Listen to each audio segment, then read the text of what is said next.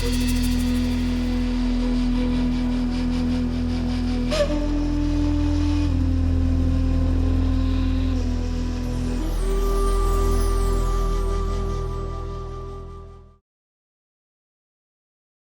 everyone, it's Jabbar here, and I'm not sure if you watched the last interview I had with Robert Patillo.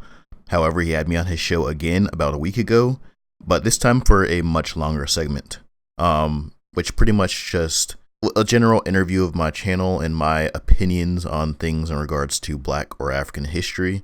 He pretty much Q&A'd me, gave my opinions, even shared some feedback with callers and so on and so forth.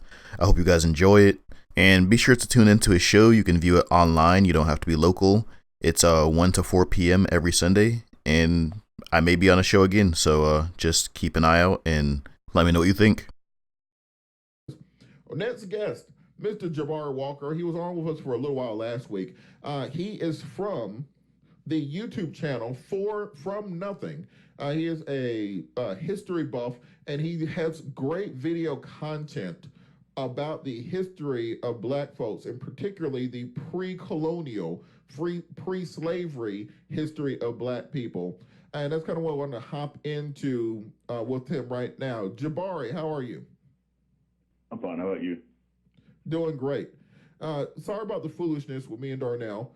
Let's have a real conversation. You know, it's hard because Darnell's foolishness drags me into being foolish with them. It's just me. It's just me. It's just you. It's Your foolish, foolishness. There is some truth to it. So, I mean, I understand.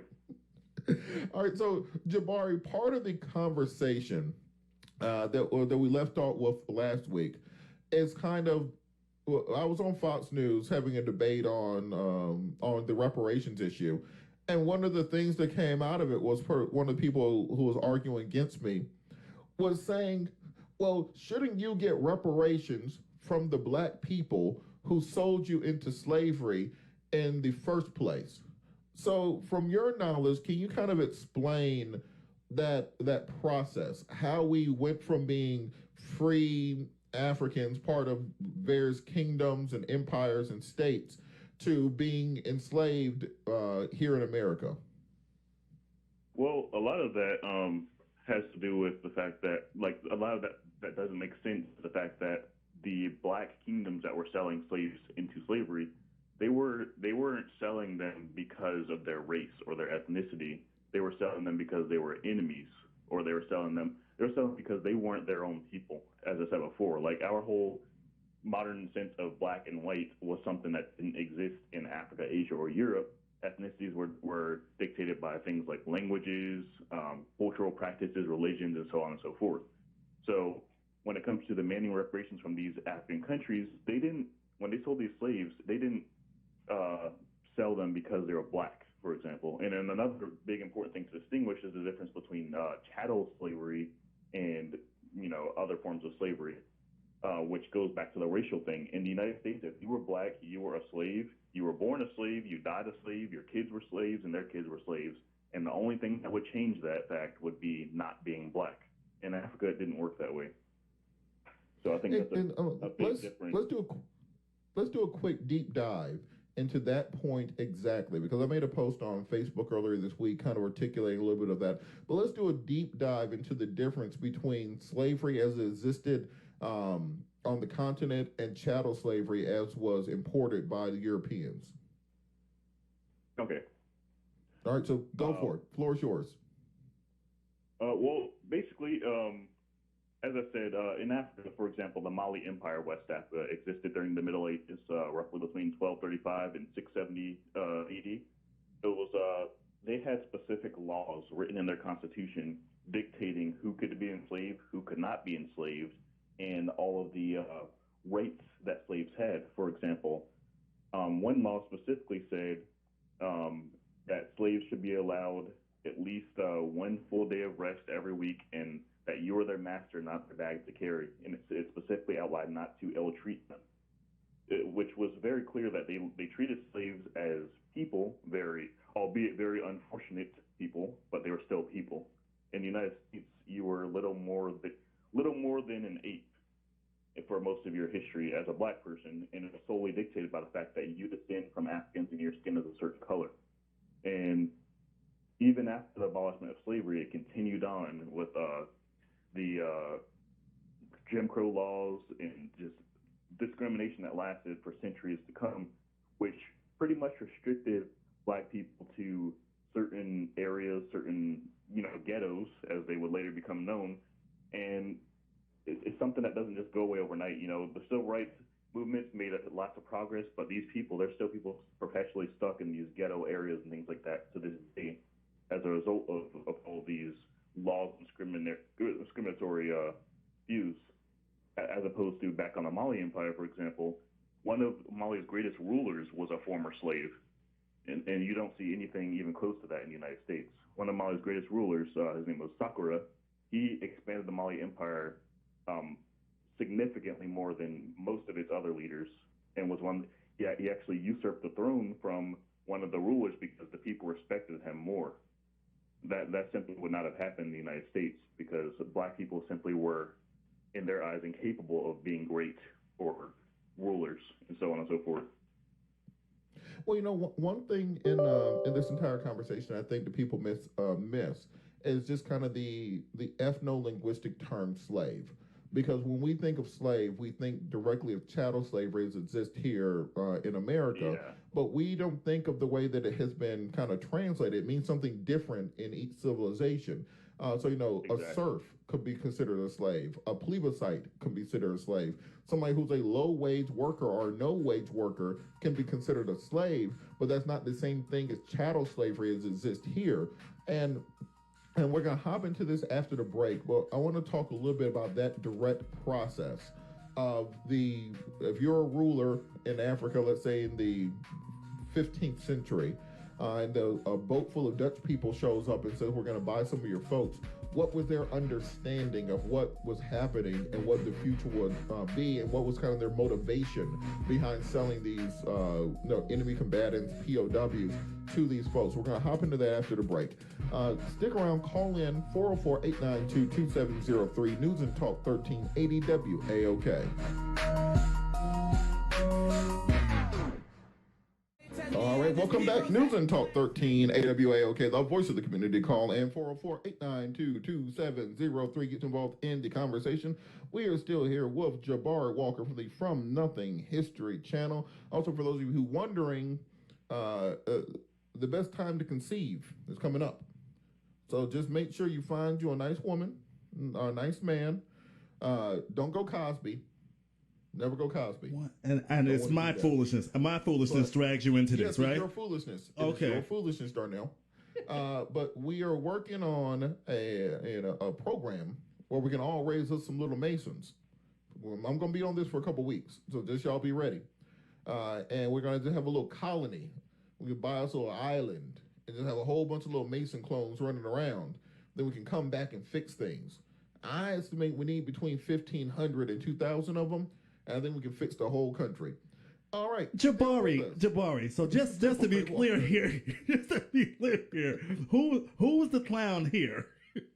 Look, I'm just saying it's your foolishness rubbing off on me, not the other way around. I choose to remain neutral in the situation. Smart man. All right, so Jabari, before the break, we were kind of starting the deep dive into us getting here. So for one of my contentions has always been that I don't believe that initial wave of people who were the initial wave of African kingdoms on the coast who were selling other Africans into slavery, I don't believe they fully understood the nature of chattel slavery that they were selling the other tribes into, or the other kingdoms or the POWs into. What's your understanding of how this process worked? To my understanding, I mean, unless I had a time machine, I wouldn't know exactly what was going on in their mind. But their whole idea and concept of enslaving people and selling them off into slavery was exactly what I described. There were certain people they didn't like, and they were sold as slaves. But their kids, I mean, it varied from place to place, obviously, but they weren't enslaved due to their specific race. They were just enslaved because they weren't their own people. But they weren't viewed as subhuman. They were just viewed as unfortunate prisoners who got forced into a life of servitude. So when they sold them off to these European traders, that was probably their mindset. They weren't never over in the New World witnessing these cotton plantations or sugarcane farms or any of that. So they just they didn't have I don't think they had a full understanding of exactly how dehumanized the slaves were after they got to the New World. Absolutely. And the way I like to describe it is just imagine an alien invasion. Like if you were one of these West African kingdoms, this is the equivalent of aliens showing up on your shores. They're completely different color than you. They have weapons you've never seen. They have various technologies you've ever seen. So let's talk about that economics of that trading. Like when somebody's trading you a musket for people, or someone's trading you European goods, what effect that had on the local economies and local warfare? Yeah, I think that's a really good analogy because it's like when Europeans sailed on these really large, complex ships that they've never seen before. They had small river boats. A few had sails, but nothing nearly to the scale of European ships that sailed from lands that they never even imagined existed. Coming to them with weapons that sounded like fire or sounded like lightning and could instantly kill somebody, and it required very minimal training in comparison to spears, swords, or bows and arrows. Naturally they would think that these people had a lot to offer them, and they probably felt like they needed to capitalize on that power and those goods as quickly and as promptly as they could before their enemies did so. That's my take on it, and that's human nature in general. You've seen that time and time again. You've seen it when Europeans first brought weapons to Japan. They quickly started mass producing them and used them against the Chinese and the Koreans.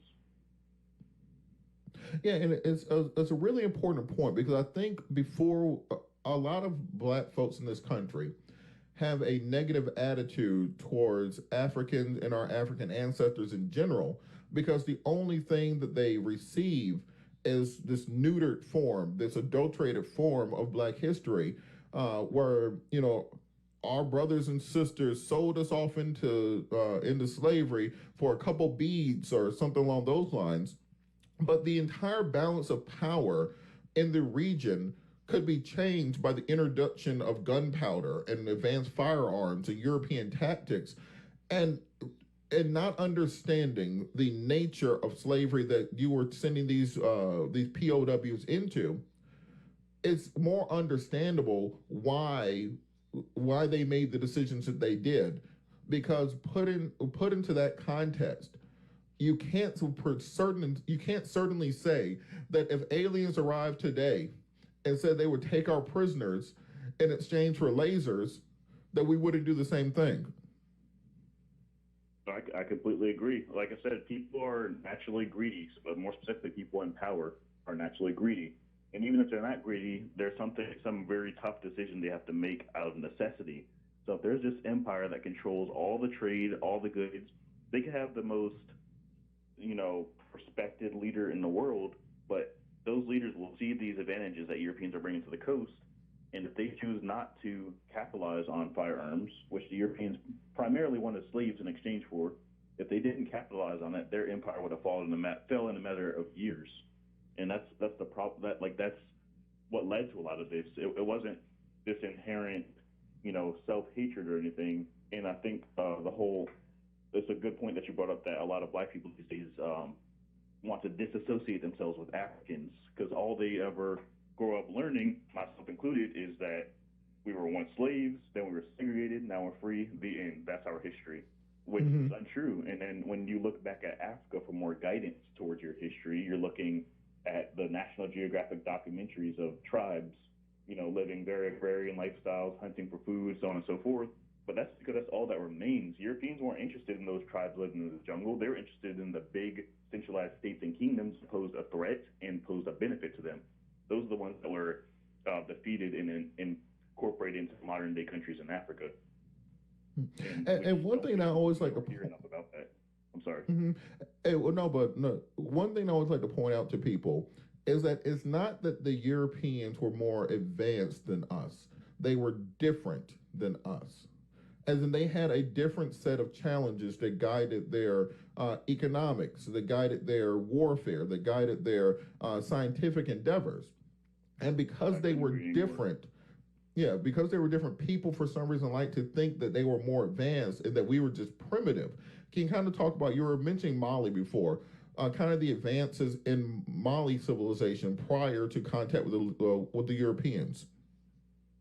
Well, during the era of the Mali Empire, Africa south of the Sahara Desert was a land of mystery to Europeans as a whole. Like, no European had really traveled to that region or made a significant impact in that region until the adoption of the Latin sail in the 15th century.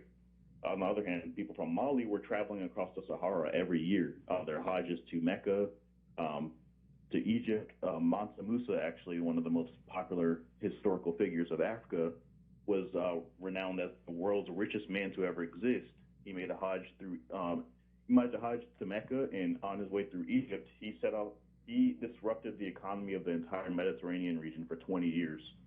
And this is recorded by several scholars all throughout Europe and the Middle East, or sorry, Egypt and the Middle East. So it's like they weren't necessarily technologically advanced as like an industrial scale. They did have large iron producing industries, but as far as specific like mechanical goods and things of that nature, that was something that was really more exclusive to Eurasian populations. And that's not just saying Africans didn't have them. Pretty much nowhere in the world, Americas, Australia, nowhere in the world had these mechanical wheeled devices and things that Europe and Asia did. And and this isn't because of some inferiority or anything of that nature. It's just the fact that Eurasians have been constantly warring with each other and trading with each other for thousands upon thousands of years, whereas Africans were severely hindered by the Sahara Desert, and Native Americans and Australians were separated by oceans. Well, one of my contentions on that exact point was, or has always been, that the reason we didn't develop things of that nature is we didn't need to. Like, if you're not domesticating large pack animals, then the wheel does not become a necessity as far as inventions go.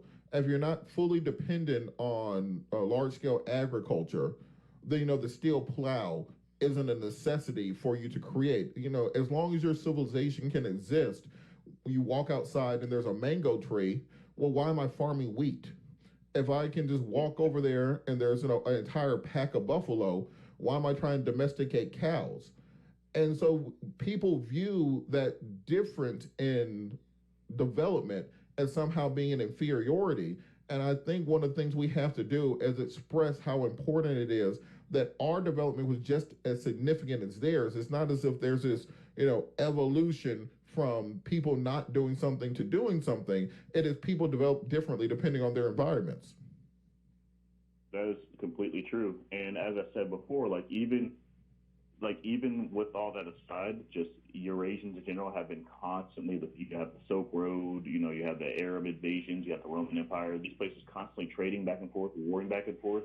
If somebody comes and kills your people with guns, guess what you're going to want to do? You're going to want to learn how to make guns on your own, or you're going to want to buy them. If somebody has iron tools, and raids your town with iron tools, and all you have are stone tools, guess what you're going to want to do? You're going to learn where these iron tools came from and make them yourself. And that happened. The largest landmass in the world is the Eurasian continent, supercontinent more specifically, and that has been going on since pretty much the out of Africa migration, the original out of Africa migration. This constant exchange of ideas and warfare has been going on continuously, and that's what led to that whole part of the world collectively creating more sophisticated tools because they had to if they wanted upper hand. Meanwhile, people in Africa, as you said, they could walk outside and pretty much find what they needed. And Africa is the birthplace of humankind, so naturally, most of what we needed to survive is already there. Whereas when you move to more inhospitable climates, you have to learn and adapt to survive in those climates that you're biologically not suited to live in. Good point. All right, after the break, I'm going to play one of my favorite things, Hotep Mythbusters. We're going to go through some popular Hotep myths, and you're going to bust them. All right, we'll be back after the break. Call in 404-892-2703, News and Talk 1380 WAOK.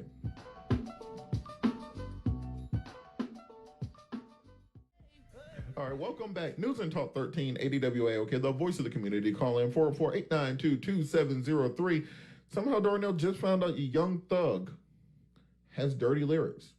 I don't know. Like, this isn't even radio roulette anymore. This is just you playing songs that are already in the system. I did just get a message though, Robert, for you. Breaking news. What's that? I have a show this Tuesday at Time to Exhale. Oh.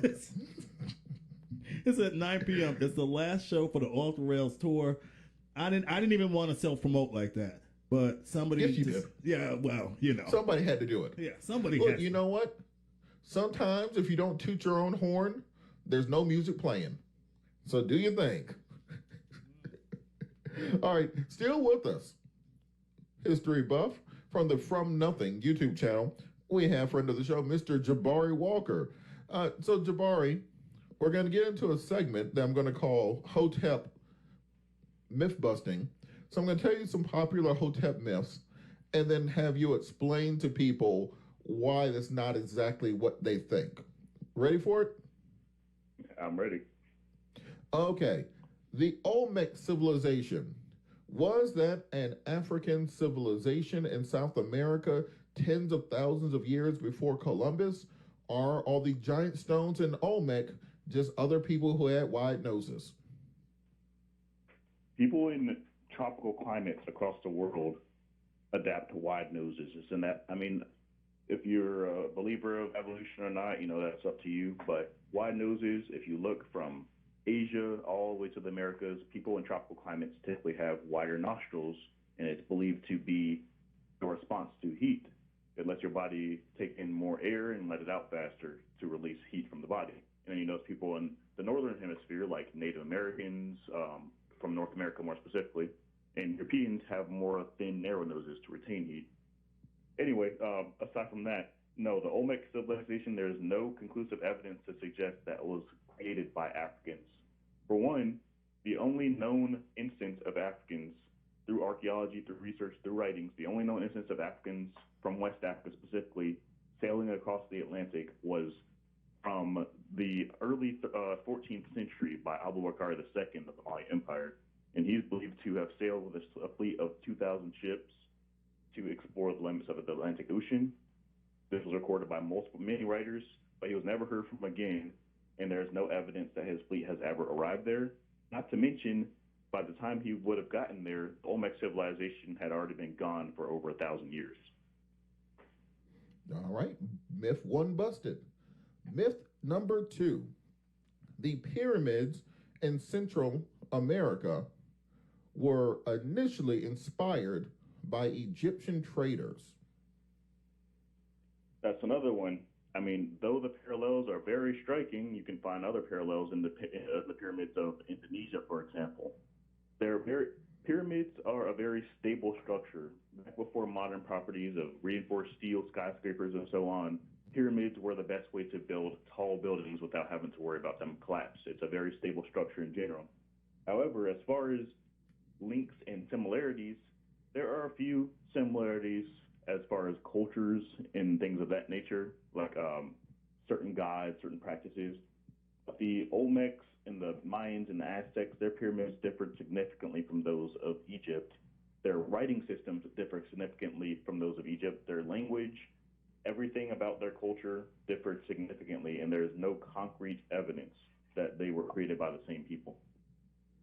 All right, we're going to get into a harder one because now we're getting into the 14th century, actually the 15th century. Christopher Columbus, when he arrived in the Americas, met black people. When you read through his journals, he describes, I mean, it's been a while since I looked at it, so, don't quote me 100% on this, but when you read through his journals, he described the natives of the Bahamas, which are the first ones he encountered, of people who were neither black nor white, but of a brown complexion similar to those of the people on the Canary Islands of West Africa, or Northwest Africa. And he described their hair as being straight, black, and shiny like that of a horse's tail. So not kinky-haired, dark-skinned Africans, but he was describing kind of just dark Caribbean natives.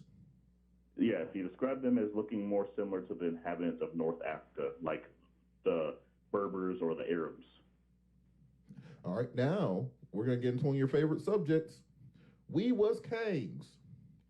that the African Americans in America right now are direct descendants of the Egyptian pharaohs?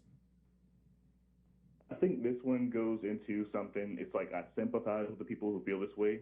I don't like what they're doing, but I understand why they're doing it, and I sympathize with them.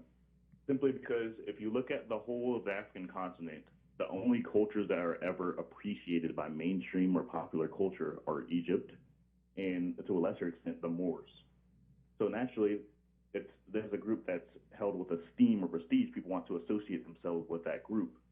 However, the descendants of modern Americans and American diaspora are primarily from Western and Central Africa, and I feel like if they were to do just a little bit more research, they would realize that West Africa was home to more civilizations on the entire continent than any other part, and several impressive, including the Mali Empire I keep mentioning over and over, was a West African civilization, and many of us can trace our ancestry from that region. But I feel like, as I said, what's popular in mainstream, they want to be part of it, and that's human nature. Sports, music, all the popular big things, people want to be part of them, and the history community is no different. All right, now we're going to get into a very specific one. Hamilcar and his son Hannibal Barca were black Africans that we are descended from. Well, Hannibal was considered one of the greatest military leaders of all time. However, and he was African. There's no denying the fact that he was an African man. However, he hailed from Carthage of North Africa, which historically has been a lot less black than sub-Saharan Africa. However, there were plenty of black people living in North Africa, so unfortunately, we have no historical evidence to confirm what color he was. The most we have is a coin, which is believed to possibly represent him or his brother, but that's all we have to determine whether he was black or not. And it's always nice to tread lightly when assuming the race of somebody, especially when I feel like this is tied into a big misconception that since we call ourselves African American, anything from the African continent is black, and it's like us. Egypt, North Africa, Moors, Hannibal, Zulu, it's all us. But that's completely false. That would be like someone from Scotland, that associated themselves with Russians because they're both white and they're both from Europe. And I feel like that's a big trap that a lot of wannabe black historians fall into. Well, on that same point, if you really want to compare somebody in Morocco to somebody in Swaziland, that's like comparing somebody in Beijing to someone in, I don't know, Kiev. They're on the same continent, but that doesn't mean they're the exact same people. All right, last one. That Africans civilized Europe through the Moors. When it comes to the Moors, I actually made a video on that. The Moors, for the most part, they revitalized things that the Romans had done in Europe prior. For example, public baths, the sciences and medicine, things that Romans had accomplished. They revitalized them and preserved them, whereas the Europeans at that time had fallen into what they call the Dark Ages, and viewed anything that the Romans had created, for the most part, as pagan things that were ungodly. There was lots of book burning and just overall aversion to things the Romans created because they weren't holy or Christian enough. Whereas the Muslims, though they weren't Christians, they were still they were more secular than Christianity at the time. Let me put it that way. They're more secular than Christianity, so they preserved a lot of these things. And even still, it wasn't the whole of Europe. It was primarily the Iberian Peninsula and a few of the islands off the coast of Italy. And that part, it is true that part of the continent had a lot more secular and scientific institutionalism than the rest of Europe, but by no means is that a way to say that they civilized Europe. All right. So look, we're gonna, Darnell, how many calls do we have after the break? I'm sorry, I just woke up. What happened? I said, how many people do we have on the line? Oh, we have after the break. We have 2 people on the line. All right, Jabbar, can you stick with us to answer some questions after the break? All right, that's fine. All right, we'll be back after the break. News and Talk 1380 WAOK. All right, welcome back. News and Talk 1380 WAOK, the voice of the community. Call in 404-892-2703. Still heard Jabbar Walker from the From Nothing YouTube channel. Jabbar, one thing talking to Darnell during the break that I realized, we've completely lost him. I mean, lost. I mean, he has no idea what we're talking about. We might as well be speaking Dothrakian or something. So how do Bob you doesn't build it, if it's not a pink pony, like I don't. You understand? The only soundtracks I know right now are theme songs to cartoons. Okay. So, Jabari, how do you make some of the historical content you make more accessible to people who have absolutely no interest in African or Black history? Well, for one, I incorporate two characters, two main characters into my shows. I have the bigot, which is a typical ignorant white. That's all trying to bring race into it, but that's how it is. I make an ignorant white redneck racist guy with a deep, thick Southern accent, and then I make a really stereotypical Black king to kind of like counterbalance it, but just to show both parties, white and Black, can be just as wrong when it comes to African history. One overly embellishing it, and one underestimating it. Okay. And I do that to just get a laugh here and there and make people follow it and understand it a lot better. Yeah, I like the fact that you use cartoons because most of us grew up with history being like a old white guy with white hair sitting in a comfortable chair with a British accent, and that's how we learned history. But I feel like cartoons are definitely the right way to go, and trying to bring an entertainment element into some of these more dense parts of the discussions. Exactly. And it's like, at the same time, it's just showing, it reinforces that I have no specific racial agenda. I just want the truth. And the truth is great. If you know the truth, it's great. You don't have to make anything up, and you don't have to underestimate anything. That's my approach with that method. Why are we using so many big words? What big words are we using, Darnell? Truth, message. What? Look, go back and listen to Young Thug. I agree. Look, matter of fact, Darnell, you want to hear something nerdy that you don't actually care about? Oh, sure. I've been here all day. So look, Young Thug, even the name Thug, isn't a Black term. It comes from the Indian subcontinent. There was a group called the Thuggies who used to hijack British merchants along the highways, and so they wrote them as being this horrible force, and then were genocided by the East India Company. Did you ever care to know that? I can't even believe I got sober for this show. And see, now you know it, and you can never forget it. And what am I going to use that information for? You wait till right now to tell somebody. You hold that in your mind for a decade, and you tell somebody who doesn't want to hear it at a dinner party. Oh my God! All I want is a Sweetwater 420, but you do have a new call. All right, who we got on the phone lines? We got Ephraim calling out of Austell, I believe. All right, let's go to Ephraim. Oh no! Hello. Hello. How you doing, Ephraim? Go ahead.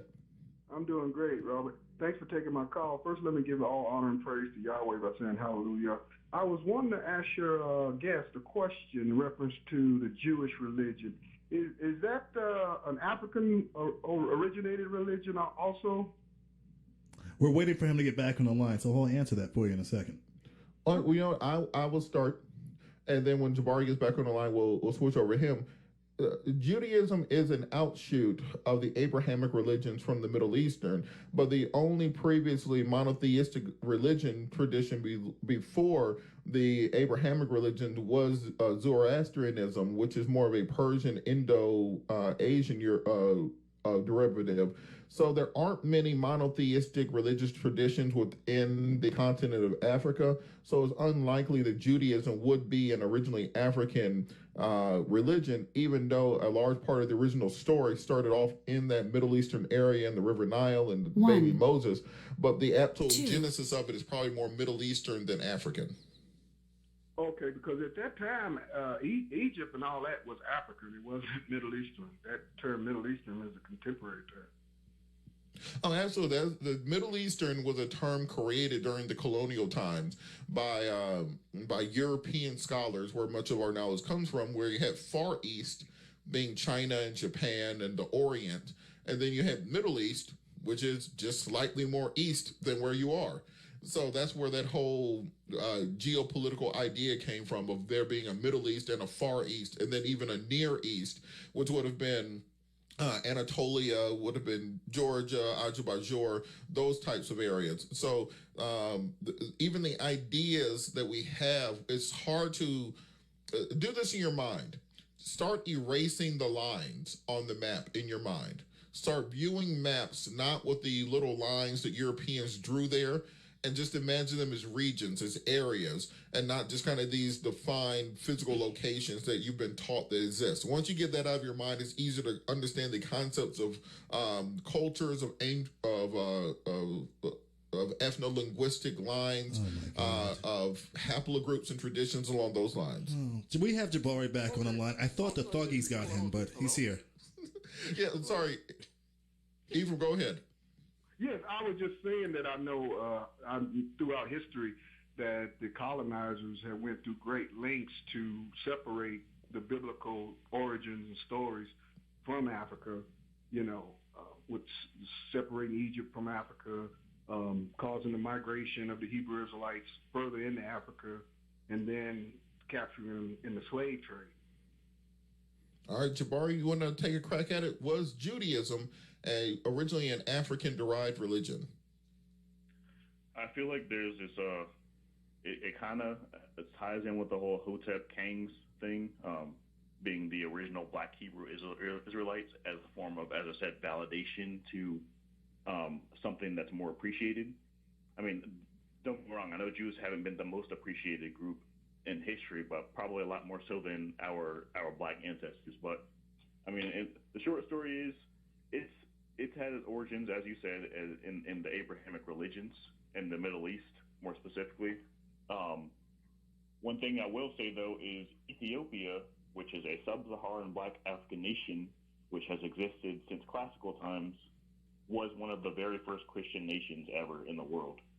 And it is arguably the oldest. And the only competition to that claim would be Armenia, but their evidence for that claim is inconclusive. But Abrahamic religions in general all had their origins in the Middle East. The Africans had significantly different religious structures. Okay, I'm not sure if you heard the conversation Robert and I had prior to you coming back on, but we had agreed that the Middle East term is a contemporary term, that's fairly new, and that all that area was Africa. I hear that claim a lot in my videos too. Middle East, though, regardless of what you consider a continent, it's a human construct. Middle East is a human construct. Yeah, absolutely, a human construct. Well, continents in general are a human construct. If you look at Europe, for example, Europe is the same landmass as Asia, but it's still Europe and it's still its own continent. So when you apply modern geographical terms to regions, then you're obviously gonna be doomed to errors in the way humans classify things. All right, thanks for your call, Ephraim. We got to run to a break, all right? Colonists. We're talking about people who had a bent, a purpose for doing reasons for what they did. So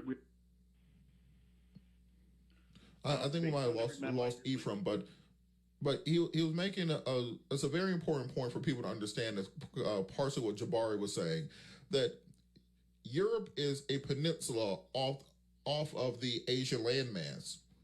India is a peninsula off the Asian landmass. Why is Europe a continent and India a subcontinent? Because a white person drew the map. That's all the difference is. So we have to start erasing these ideas of lines around them. All right, before we go, Jabbar, tell people how they can follow you, tell them about the YouTube channel and how they can learn more and about the website and all that stuff. If you would like to learn more, you can follow me on my Facebook. It's facebook.com/The Empire From Nothing. My Twitter is twitter.com/The Empire FN. My YouTube channel is all about African history, a few debunks of Kangs that we talked about, Hoteps here and there, and also a lot of videos such as can Black people really be racist, for example. That's one video topic I touched on. The channel just overall, and pretty much the purpose is to uplift and encourage Africans to do more research into our history and not to chase elsewhere into other civilizations, and not to just look at modern slavery and discrimination and segregation and things of that nature. It's a really good resource for all of those things. And it's one of the good things is, like I said, you do it in an entertaining format where it's easier to get young people to pay attention to it. And one thing I've noticed is if you kind of get this idea of history, get that spark into people's heads as children, it's a whole lot easier to learn it and gain an interest in it then than it is when you're Darnell's age and you're just trying to watch wrestling. You don't want to hear about the history of your own people because you want to know if Macho Man Randy Savage can do a slam dunk on. Who is wrestling now anyway, Darnell? I can't even believe I'm back in this conversation. How does this keep happening?